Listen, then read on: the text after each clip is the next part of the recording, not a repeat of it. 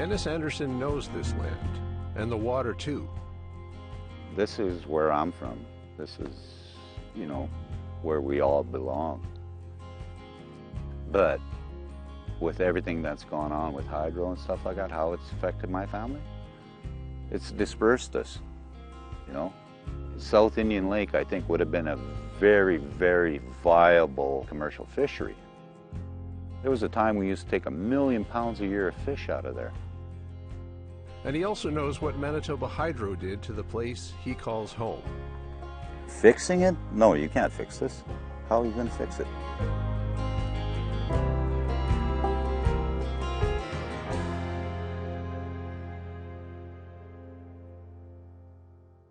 That's a good thing we came out here a couple of times already this summer. Boy, it'll be good for weeds now. Yeah. Well, you see with my trail over there, because I come in here every other day. Yeah. How high is that beaver dam there? It's not It's high. not bad? It's water level. Oh. It's just the weight of the boat. Oh, okay. I didn't want to force it over. Right. No, I checked all these beaver houses. There was no mint on any of them. I got lost there at camp, though. Not many beaver houses around here anymore, boy. Dennis and his brother Keith Anderson have fished the Churchill River in northern Manitoba for decades. It's in their blood. Their dad was Bill Anderson, a larger-than-life figure, a trapper and fisherman renowned for his skill and leadership in the once thriving community of South Indian Lake. And when the time came to fight Manitoba Hydro and the ruin they were bringing to his way of life, Bill Anderson didn't back down. My dad, he fought with Schreier, man. He was not fond of him at all, you know, my dad was the kind of guy, you know, you treat me with respect, I'll treat you with respect kind of thing. Premier Ed Schreier, whose NDP government gave Hydro the go-ahead for the Churchill River diversion, clashed with Bill Anderson one day in Leaf Rapids. I remember 1974 in September when my sister was born, my youngest sister. She was born same time Leaf Rapids opened the town center. And Schreier and his cronies were in town for the big opening of this big northern, you know, facility and the mine. And Dad was outside the pharmacy and he was handing out cigars. And Ed was there, Ed Schreier, and he said, "Here you go, Ed," he says to him. Hands him a cigar, and back then they had cigars you could buy, and they'd say, "It's a boy" or "It's a girl" on them, right, on the wrapper. And Ed looked at it, and he said, "What am I supposed to do with this, Bill?" And my dad looked at him, he said, "You know what, Ed?" He said, "If you can't find anything else to do with that cigar," he said, "why don't you just stick it?" Bill and his wife Minnie Anderson raised 11 children in South Indian Lake and later Leaf Rapids. And they were a family very much united by their work, says daughter Leanna. I remember in the evening I'd wake up sometimes and I'd hear my mom and I'd look, and my mom would have our lantern. She'd put it by the window in front of the cabin that faced the lake, and she would have it there. It was almost like a beacon that she had for my dad and my brothers because they weren't in off the lake yet. And then as soon as she heard that motor coming in, right away she had, you know, the pre-cooked supper and everything else. She'd start stoking up the fire right away and get all the pots that she had around the stove to keep them warm. She put everything on the stove and just started warming everything up. And then she'd have their food laid out for them to eat. And then as soon as they were done, she'd start washing gloves. You know, and I don't know what time of the night this would be, right? And she'd start, stoking up the fire and then hanging up all the gloves all around the stove, above the stove, so that the gloves would dry. And I remember that because that smell of those gloves, you just smelt it as soon as the heat, you know, talk about things like, you know, the senses that it triggers with you and the memories it brings back. But I just remember how those gloves used to smell in the cabin once they started drying out and stuff like that. And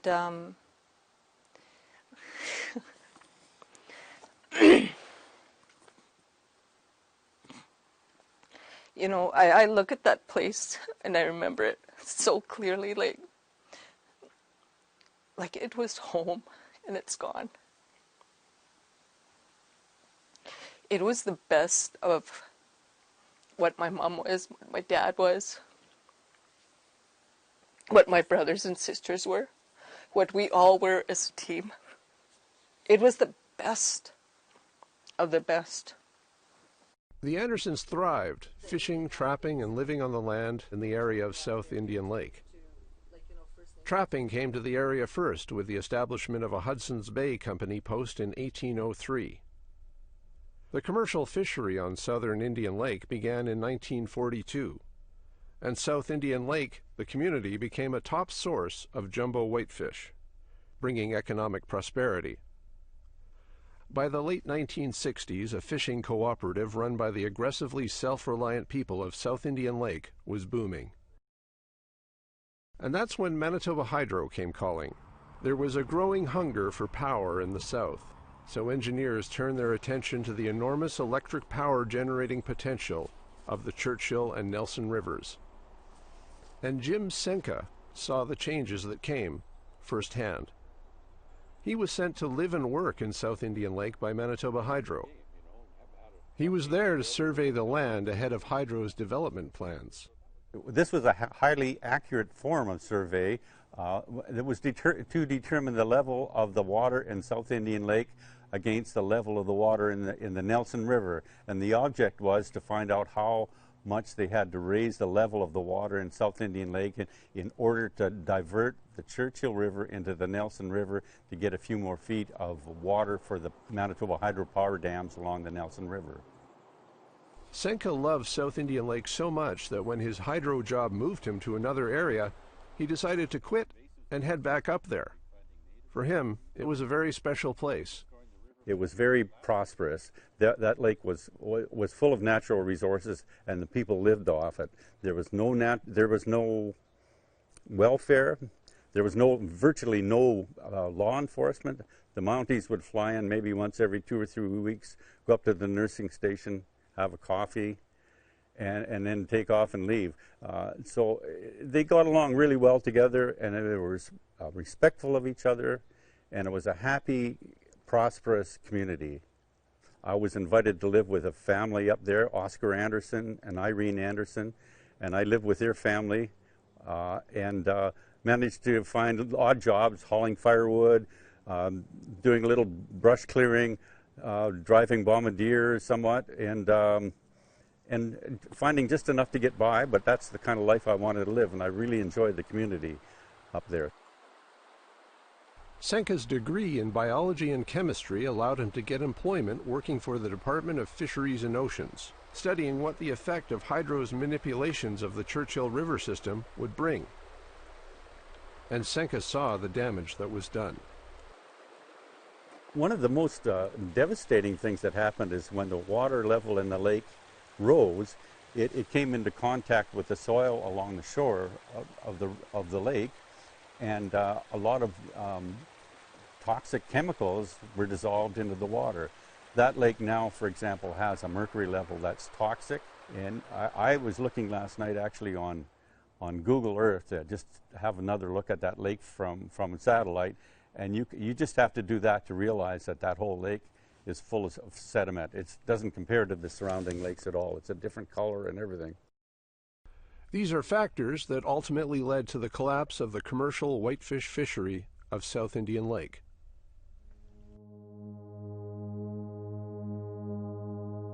The project that effectively drowned South Indian Lake was the Churchill River diversion. To make the hydroelectric generating potential of the Nelson River even greater, water from the Churchill River would be diverted into the Nelson River.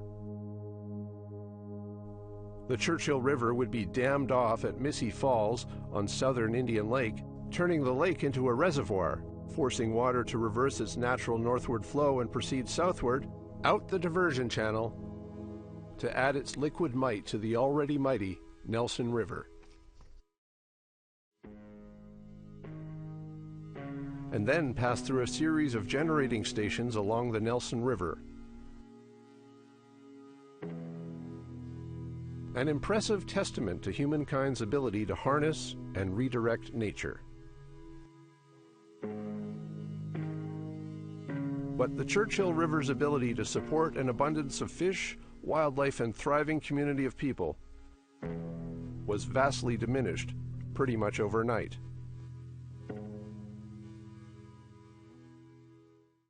And the impact on the Anderson family was traumatic.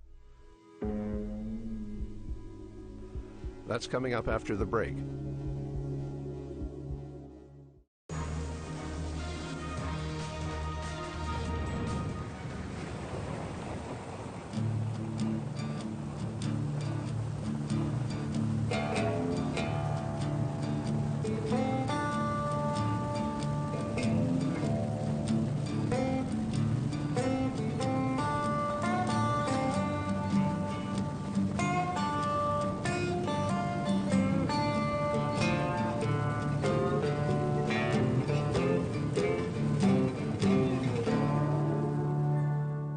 When APTN Investigates visited the Andersons in Leaf Rapids, the Churchill River was more swollen than ever. There's a rapid that's supposed to be here, and there's a rapid that's supposed to be there. That's how high this water is.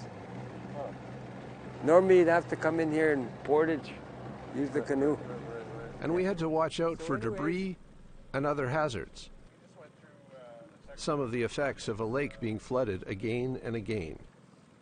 I remember being a child, and my first real recollection of hydro, or what they stood for and stuff. And I remember it was in the old church hall or something. They were having a meeting, a hydro meeting, and people were talking about flooding. And I was thinking, you know, like as a child of maybe 4 or 5 at the time, when they were saying flood, right? I'd imagine like boats going over top of the trees, and me looking up like at these boats and everything underwater, like our houses and everything else, right? And I remember like actually having those type of nightmares from that, right? And thinking even at that very young age that something's really, really wrong here, right? And when the flood did come, some of the things the Anderson children saw were about as surreal as Dennis's nightmares. I remember that summer when the water came up. It was insane. Like, it was so much happening, and it was so crazy because the water came up so fast. If you can imagine a forest, a peninsula, and we were walking through it, and we had fish swimming through the trees. The water was just clear. And if you can imagine jackfish, pickerel, just swimming between your legs around the trees, that's what it was. Dennis Anderson remembers the depth of the impact of hydro's flow manipulations. You can see the worry in everybody, you know, like the guys that actually made a living off the land, and our family too. The amount of fish, number one, that you were catching just plummeted, like overnight. You'd be sitting there cleaning whitefish, and because they like eating little clams and such, like off the bottom of the lakes and stuff like that, you'd gut them open and their gizzards or their stomachs would be just full of pine needles. The subsequent collapse of the South Indian Lake commercial fishery and trapping industry eventually brought the Andersons from South Indian Lake to nearby Leaf Rapids. And that's where Bill Anderson took his own life in April of 1981. It's been famously said that April is the cruelest month, and it sure is for the Anderson family. Every spring to this day, my mom looks so sad. She sits there, she looks out. In the spring, it's the busiest time for my mom to get things ready. It's in her blood. She did it for years. She raised us like that. All of a sudden, she's sitting there in the spring and not doing nothing. You could just see her. She walks around, she sits there, and she kind of moves her hands, and she wants to get in there. She wants to be a part of it. You know, but it's not like what it used to be. Like, you know, setting up the gutan, getting the logs, wrapping the smokehouse, getting the rotten wood and hanging the meat and the fish and eating it all and doing all that stuff, the stuff that my mom did. It was all gone. My dad was gone. And it was my mom and us kids, and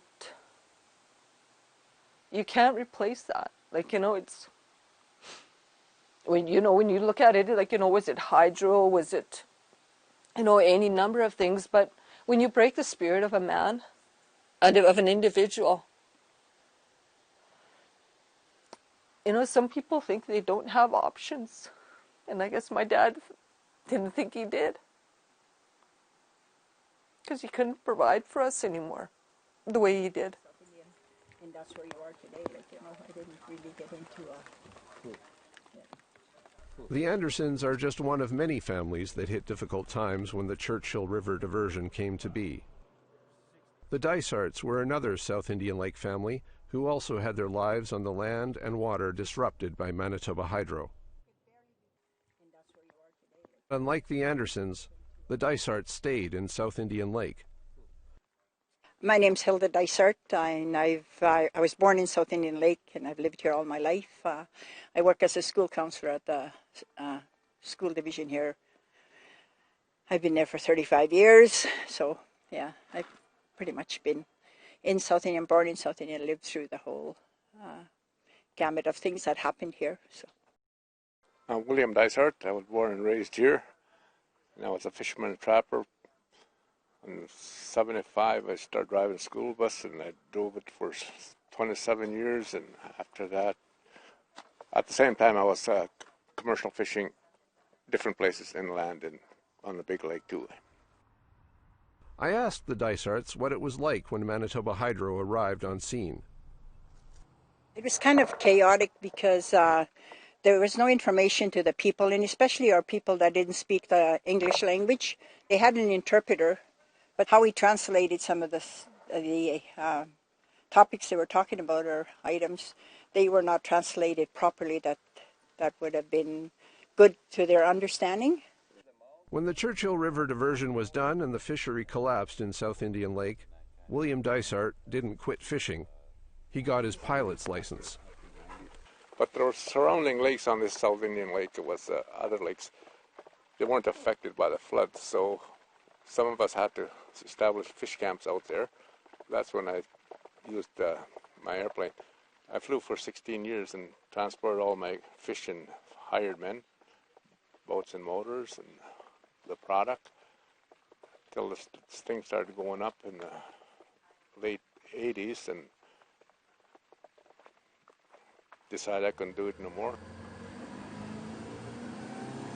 The Dysart's son Les grew up watching the changes hydro development brought to his home. And nowadays, that's still his focus. You know, we used to catch 1 million pounds of lake whitefish, sold internationally. Now we're less than about 75,000 kilograms, all species combined, with our fishery. We're in collapse, we're in survival mode, trying to maintain the fishery, but with this hydraulic operation just constantly pounding the lake, the lake whitefish populations collapsed. You know, we used to catch jumbo lake whitefish this size that were 14 years old. Now we're finding out 14-year-old fish are this big, almost uncatchable. Dysart took us out on his boat to show us the effects of the Churchill River diversion on southern Indian Lake. In this area, before the flooding, there was only a small creek flowing south that you literally had to drag a canoe through. It wasn't big enough to paddle or power through. But with the flooding and the blasting of the channel, obviously we have this huge man-made channel that with the CRD is supposed to flow 75% of our lake water into the lower Nelson to power the dams. But this year is a good example where they can't use this water. They basically have Notigi closed or operating about 1/3 of its capacity. Notigi is a Manitoba hydro structure that controls the water flowing from the Rat River into the Nelson River and creates an impoundment on Rat Lake. And they're forcing this water north and dumping it through Missy Falls. And it's not contributing any power generation to the Manitoba Hydro's power grid. You see all the water is just murky and brown and green. That's all from the silt, sedimentation, the land washing into the lake. It's an ongoing journey for South Indian Lake to get the kind of respect it thinks it deserves from Manitoba Hydro. The Community Association of South Indian Lake's agreement with Hydro didn't happen until 1992. Dysart has studied how the Churchill River diversion is operated and believes the main culprit in disrupting the viability of the fishery is something called the Augmented Flow Program. Hydro gets ministerial permission on a yearly basis to operate the Churchill River diversion outside the parameters set by an interim license. I believe it now that the problem is the Augmented Flow Program, not the initial flooding in 1974. You know, if they would have did what they promised to do and operate under the 1973 license, we probably could have lived in some kind of harmony. But right now it's really lopsided. Hydro operates this lake to extreme water levels and extreme fluctuations, dewatering of the lake, so to speak, 4.5 feet. And with some science, we've proven that collapsed our lake whitefish population, which is the backbone of our fishery, you know. Under the Augmented Flow Program, they can fluctuate the lake 4.5 feet in basically any time frame they want. Bottom line, they get additional water. Hopefully they can use it. I call it cross their fingers plan. But most years in the last 2 decades, they can't use this water and they dump it through Missy Falls. And in Hydro's words, that's wasted water. But we get all the negative environmental effects. Hydro generates no additional revenue, and we're stuck trying to live with the consequences. What Dysart wants is for Manitoba Hydro to stop operating the Augmented Flow Program. But while Manitoba Hydro says it is generally not possible to discern and quantify the impacts between the original license and the Augmented Flow Program, Les Dysart points to research by scientist Drew Bodley, who is an associate with the Azimuth Group.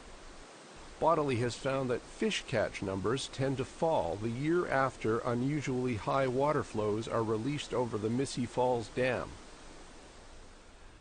Nowadays, instead of talking to the Community Association of South Indian Lake, with which the 1992 agreement was signed, Hydro is mostly dealing with the new band created at South Indian Lake. However, Dysart is working with Opipin Napiwin Cree Nation on this. With a combined effort, we're hoping to get some positive, meaningful action working together. Another factor at play is that Hydro still doesn't have a long-term license to operate the diversion, but word is there may be movement on that soon.